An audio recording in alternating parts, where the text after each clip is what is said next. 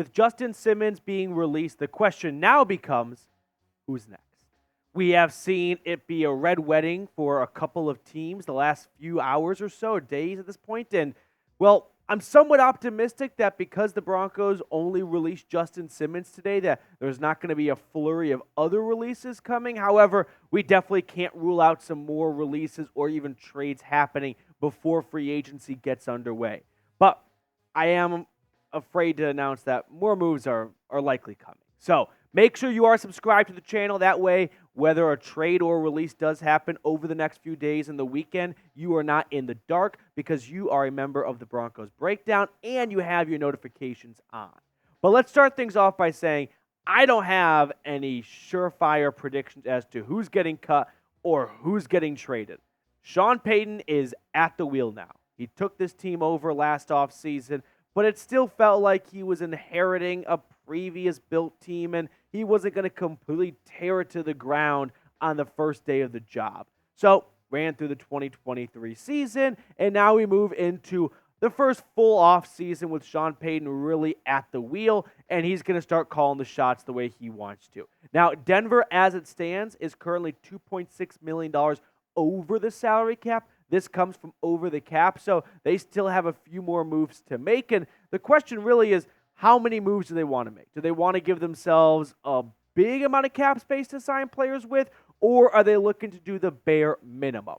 Here are my 5 trade/cut candidates. To start off with, let's go with Tim Patrick. This one's a bummer, but it's very obvious as to why Tim Patrick could be released. Have not seen him in quite some time, and he's got a $15.5 million cap hit.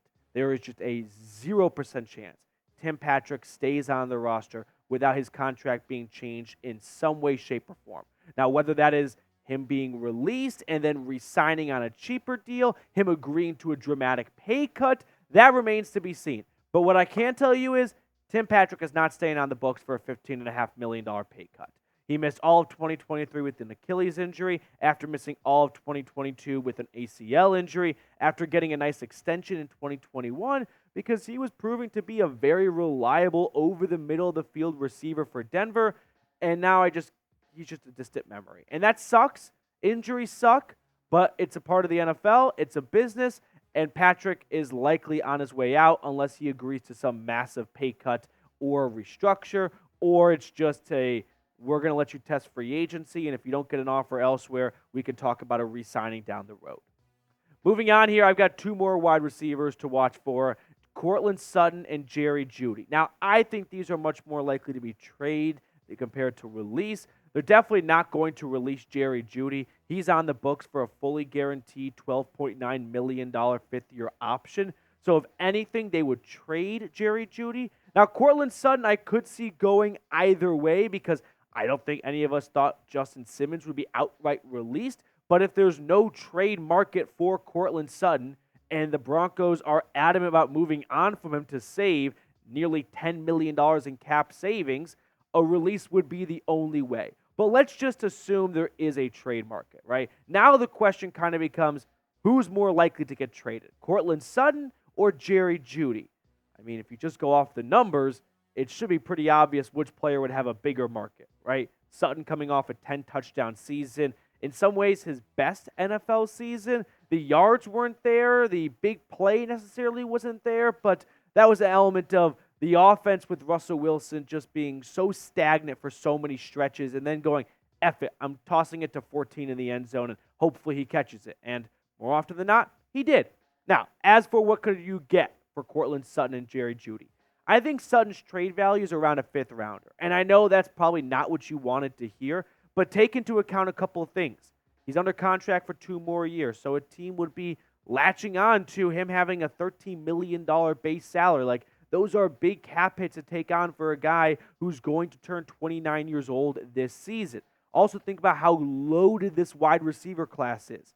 Why would a team trade away a 2nd or a 3rd round pick for a near 29-year-old expensive wide receiver when they could just use that pick on a rookie wide receiver and just reset the clock age-wise and have it be for 13th of the cost? So I don't think you're going to get a great draft pick back. Honestly, I think 5th round is a little bit ambitious to begin with. Now, how about Jerry Jeudy? He's much younger. He's got the first-round pedigree to him. I think you could get a second-rounder. Last offseason, the rumor was Denver wanted a first or a second and a player. Well, after the season he had, he did not include his trade value. He's only a year older. He's got 1 year less on his rookie contract. The value for Jerry Jeudy has really plummeted since last offseason. And once again, I think second might even be a bit ambitious. He does turn 25 years old in April, so he still has a lot of football ahead of him.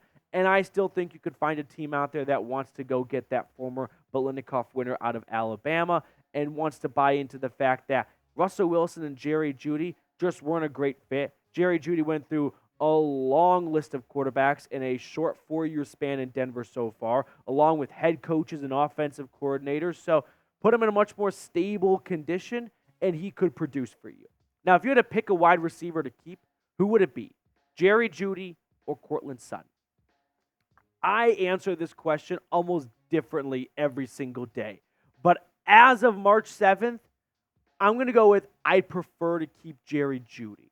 And that's not me saying I think Jeudy is better than Courtland Sutton. That is me taking into account Courtland Sutton being older, having 2 more years on his contract left, and with the new quarterback coming in town, I do think Jerry Jeudy, with a quarterback that likes to get the ball out quick, which Sean Payton wants to do, and that's not something Russell Wilson did. Like, Russell Wilson held onto the ball way too long for Sean Payton's liking. This next quarterback is going to be handpicked by Sean Payton, and I think that may fit and that might pair nicely with Jerry Jeudy, and we could finally see that first-round talent. So, for that reason, I'll take Jerry Jeudy over Courtland Sutton, but ask me tomorrow, and my answer probably changes. All right, let's move on to my fourth trade/cut candidate. This is Garett Bolles, the left tackle, who I want to believe would get traded before he got cut. But then again, I think a lot of us thought the same about Justin Simmons, and that ultimately did not happen. Now, if the Broncos were to trade Garett Bolles before June 1st, well, they would be alleviating themselves of a $20 million cap hit and saving $16 million, and only having a $4 million dead cap. By the way, I probably should have mentioned this earlier. Dead money is just money that's being devoted to the salary cap for a player not on your roster. So they're not actually paying him like $4 million in cash to get the hell out. It's $4 million of your salary cap being devoted to a guy not on the roster. Now, there are a couple of ways to reduce that $20 million cap hit. You could trade him. You could release him. You could also extend him, believe it or not, right? If you add more years onto his contract, which is expiring after 2024, you can spread that money out over a longer span of time. If you want to extend him, say, 3 years, $55 million, that's an average of 18.3. That's not a whole lot for a starting left tackle for his degree.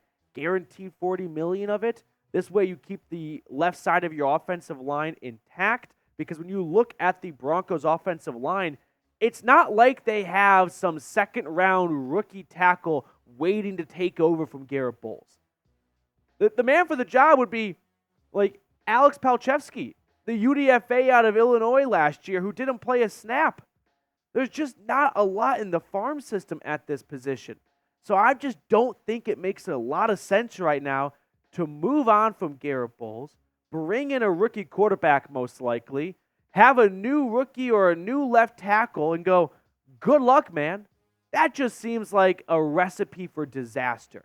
If you want this rookie quarterback to succeed as much as possible in year one, how about you give him some stability up front, right? How about you keep his left tackle who comes off maybe the best season of his NFL career, especially when you take into account that he broke his freaking leg in 2022 and he bounced back to be a top 20 tackle according to Pro Football Focus.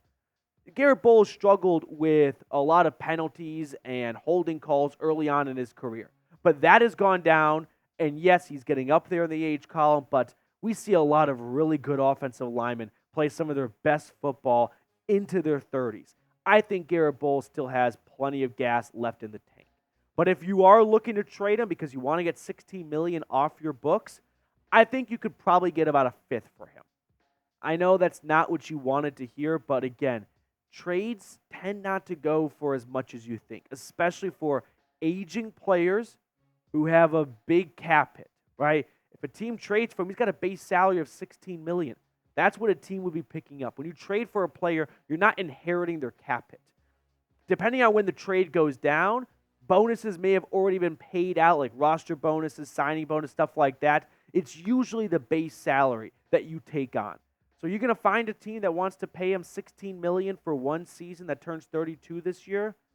There may not be a long list of suitors with all of those parameters. So you may be lucky to get a fifth rounder in exchange for him. So would you trade Garett Bolles? Yes or no? I used to say I don't think Garett Bolles is a cornerstone left tackle, and I'm still not completely sold that he really is a cornerstone left tackle, but with Denver finding a new quarterback this offseason, it doesn't seem like good timing to make a change at quarterback and left tackle, and then probably a receiver too as well. Let's not rock the boat too much. All right, fifth and final trade/cut candidate. We're going to go with defensive tackle DJ Jones.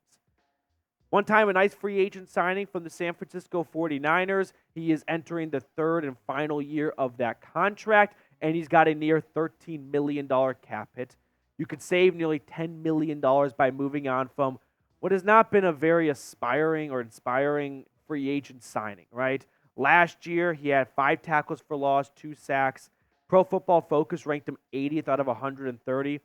Is he unplayable or unstartable? No. He is still a starting defensive tackle in this league. But is he a starting defensive tackle worth a near $13 million cap hit? Probably not. However, similar to the offensive line, if you move on from DJ Jones, who's taking over? Jonathan Harris is a free agent. Mike Purcell is a free agent. Ioma Wazurike is the biggest idiot on the world. He's still indefinitely suspended for gambling. Matt Henningsen, a day 3 pick out of Wisconsin, I think he was an okay rotational piece, but I don't think he's ready to start. You didn't draft anyone last year at that spot. So, yeah, you can make it a priority in this year's draft, but you don't have a ton of draft capital to begin with, and you've got some bigger needs to go along with it, like quarterback, for example. This run defense was putrid last year, and DJ Jones was a part of why it was bad. But also at the same time, if you move on from him, it's already bad. You're going to make it probably a little bit worse, and I don't know if you have the means to make it any better, right? I don't know if you're going to find anyone in free agency for cheaper that's going to be a world of a difference from Jones. And don't get me wrong, I definitely think this is a position they should target in the draft, but you've got your first and you have a third. Maybe if you trade back from 12 to get more picks, you could find a spot in round 2 to get a DT, but waiting to solve your run-stopping issues with a third-round pick, that's a whole lot of pressure on a spot that I don't think you're going to find a guy in day 3 of the draft or early or late day 2 that's going to come in and do 180 for that group. So the DJ Jones situation is a tough nut to crack because on one hand, if you move on from him, you're going to make life harder on yourself. But on the other, life was hard on yourself because of DJ Jones and the rest of that run-stopping unit not being very good. So you can make good arguments for either side.